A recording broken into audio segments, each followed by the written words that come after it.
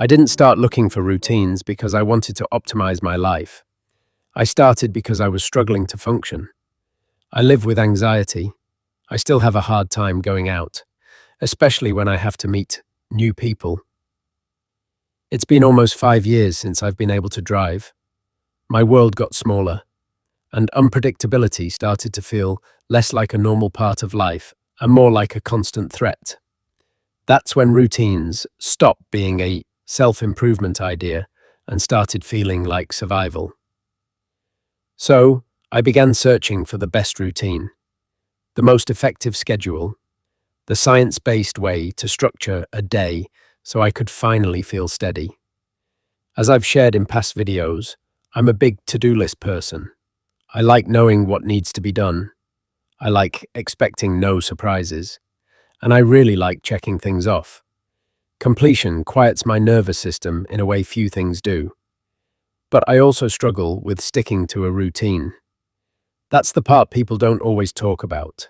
So instead of feeling grounded, I kept feeling like I was failing at something everyone else seemed to manage just fine. Online, there's no shortage of confident answers. You've seen them. Charts that claim your brain has a golden time. Schedules that tell you exactly when to focus, when to rest, when you're supposed to be at your best.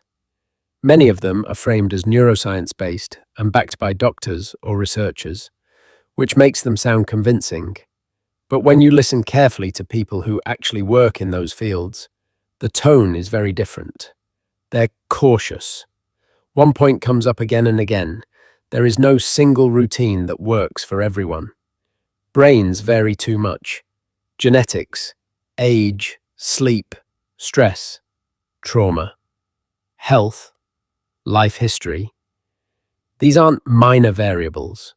They change how a person functions day to day. When advice is packaged, like a universal prescription, it usually isn't scientific. It's simplified so it can travel faster. That's why one of the most useful habits you can develop isn't discipline. It's skepticism, not cynicism, but the kind of skepticism that asks, is this actually true for me? And how do we know? Instead of automatically trusting the cleanest, most confident answer. That mindset is at the core of science. Questioning, testing, revising, not obeying. Once I understood that, I stopped asking, what's the best routine? And started asking, what helps me stay regulated and functional? That shift matters because routines aren't moral rules. They're tools, and tools only work when they fit the person using them. I also realized something important about why routines become so attractive when you're anxious. It's not really about productivity, it's about predictability. Anxiety feeds on uncertainty. A routine is often an attempt to reduce the number of surprises your body has to absorb in a day. So instead of chasing someone else's structure, I started experimenting more honestly. I try things. I observe what happens. I keep what helps. One change I started a couple of weeks ago was using Google Calendar differently. I've always used it, but this time I use tasks to plan parts of my routines so I can check them off. Tasks now lets you allocate time, which wasn't available before. That matters for me because sometime today doesn't register clearly in my brain, but a time block does. So far, I haven't veered off track, but not without a struggle. There are days when I don't want to follow the plan, days when I negotiate with myself, days when even small tasks feel heavy. That doesn't mean the system is wrong. It usually just means I'm human. This is where the research-based approach actually becomes practical. Experiment and record. You don't have to overhaul your life. Try one small change for a week. Notice what actually happens, not what you hoped would happen. How was your energy, your mood, your ability to start, your ability to recover after stress? That information matters more than any pre-packaged routine. Another practice that comes up often is simulation. Mentally walking through what's ahead, not in obsessive detail, but enough to reduce uncertainty. If I know I have to meet someone new, I can mentally rehearse the first few minutes. how I'll arrive, what I'll say, how I'll pace myself. When I do that, fewer things feel unfamiliar, and my body stays calmer. Reflection matters just as much as planning. At the end of the day, asking what worked, what didn't, where I pushed too hard, or where I avoided something that might have helped. Over time, that reflection turns random good days into patterns you can recognize and repeat. There's another trap worth talking about: labels. We live in a culture that loves categories: morning person, night owl, certain personality types, certain kinds of brains. Labels can be useful as a starting point, but researchers warn that they can quietly shrink your options. Once you accept a label as fixed, you often stop testing the edges of who you could become. Most people aren't one-dimensional. If one axis doesn't describe you, you can add another, and another. You're allowed to be more complex than the frameworks you're given. This connects to some things that might seem unrelated at first. Art. Art matters because it trains tolerance for ambiguity. It asks you to sit with something that doesn't have a quick answer, to look longer, to notice more, to let meaning form instead of forcing it.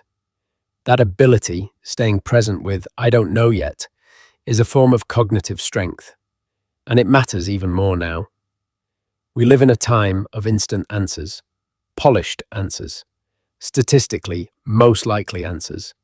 But what's common isn't always true, and what sounds right isn't always right for you.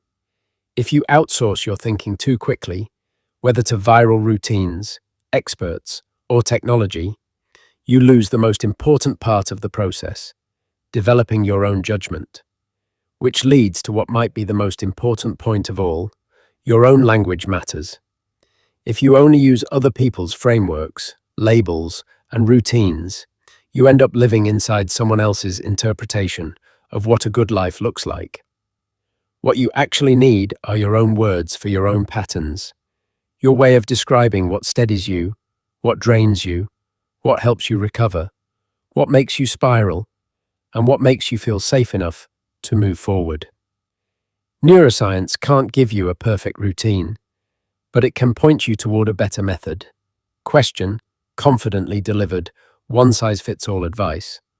Run small experiments, track what happens, simulate what scares you, reflect honestly, and keep expanding how you define yourself. I'm still figuring this out. I still rely on lists. I still need structure. I still struggle with consistency, but I'm no longer chasing a perfect routine.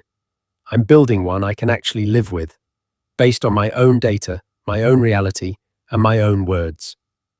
And before I end, I want to say this. If you stayed with me through this, thank you. Truly. I know time and attention aren't small things to give, especially when life already feels heavy. The fact that you're here tells me you're thinking carefully about your own patterns, your own limits, your own way forward. And that matters. If any part of this reflected something you're dealing with, you're not alone in it. You don't need answers yet. You don't need the right routine. You're allowed to move slowly, to test, to adjust, and to speak about your life in your own language. If you feel comfortable, I'd love to hear what helps you feel steady, or what you're still trying to figure out. And if today all you did was listen quietly and take something in, that's more than enough. I appreciate you being here.